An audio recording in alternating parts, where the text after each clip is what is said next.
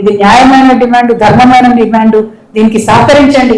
ఎందుకంటే మీ మీద ఆధారపడి ఆ కేంద్రంలో మంత్రివర్గం నడుస్తా ఉంది. చంద్రబాబు నాయుడు గారు పెద్దలు అనుకుంటే ఒక్క నిమిషంలో మోడీ గారితో మాట్లాడి ఆర్డినెన్స్ ఇచ్చి ఈ 5 గ్రామాలను మళ్ళీ తిరిగి తెలంగాణలో కలపొచ్చు.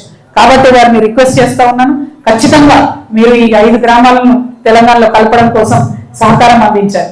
అదేవిధంగా ఈ ముంపు గ్రామాల పర్యటన దీనికి సంబంధించిన తర్వాత ఇక్కడ నుండి అశ్వరావుపేటలో పెద్దవాగు ప్రాజెక్ట్కి వెళ్తా ఉన్నాం మేము.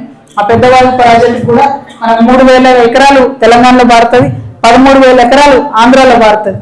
కానీ మొత్తం పారకానికి సంబంధించి మరి మొన్న కొట్టుకుపోయిన తర్వాత రిపేర్ చేయమంటే ఆంధ్ర గవర్నమెంట్ వాళ్ళ వాటా ఇవ్వకపోయేసరికి రిపేర్ కాకుండా పెద్దవాగు ప్రాజెక్ట్ అట్లానే ఆగిపోయి ఉంది. అంటే మన వైపు ఉన్న 3,000 ఎకరాలకు నీళ్లు రావడం లేదు, అటువైపు ఉన్న 13,000 ఎకరాలకు వాళ్ళకి ఇతరత్ర నీళ్లు వస్తున్నాయి కాబట్టి వాళ్ళు పట్టించుకుంటలేరు. కాబట్టి ఈ జాయింట్ ఎంతో లేదు, 2 కోట్లు ఏమైతే రిపేర్ అవుతుంది. కానీ పంతానికి ఆ ప్రాజెక్ట్ ఆగింది. 3,000 ఎకరాలలో రైతులు ఇబ్బంది పడతా ఉన్నారు. కాబట్టి నెక్స్ట్ మేము అక్కడికి వెళ్ళి దాన్ని చూసి ప్రభుత్వాలు ఇద్దరిని కూడా డిమాండ్ చేయబోతా ఉన్నాం, రైతులకు మేలు చేయండి అని చెప్పి డిమాండ్ చేయబోతా ఉన్నాం. అదేవిధంగా ఇంకా ఒక్కొక్క నియోజకవర్గంలో వెళ్తున్న కొద్దీ అక్కడ ప్రజలు అనేకమైన సమస్యలు చెప్తూ వచ్చారు.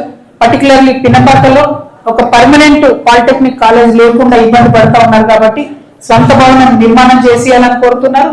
మణుగూరు పట్టణంలో ప్రయాణికుల రద్దీ ఎక్కువైంది కాబట్టి మంచి కొత్త బస్టాండ్ కావాలని అడుగుతున్నారు.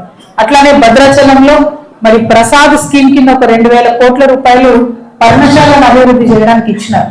కానీ రామ్లవారి టెంపుల్ అభివృద్ధికి మాత్రం 1 రూపాయి కూడా ఇవ్వలేదు. ప్రసాద్ స్కీమ్ కింద కనీసం ఒక 300 కోట్లన్నా ఇవ్వాలని చెప్పి నేను డిమాండ్ చేస్తున్నాను. మరి రేవంత్ రెడ్డి గారు ఇక్కడికి వచ్చి మాట ఇచ్చిపోయి నేను 350 కోట్లు ఇస్తా గుడికి అని చెప్పి ఆ మాట కూడా ఆయన తప్పిండు.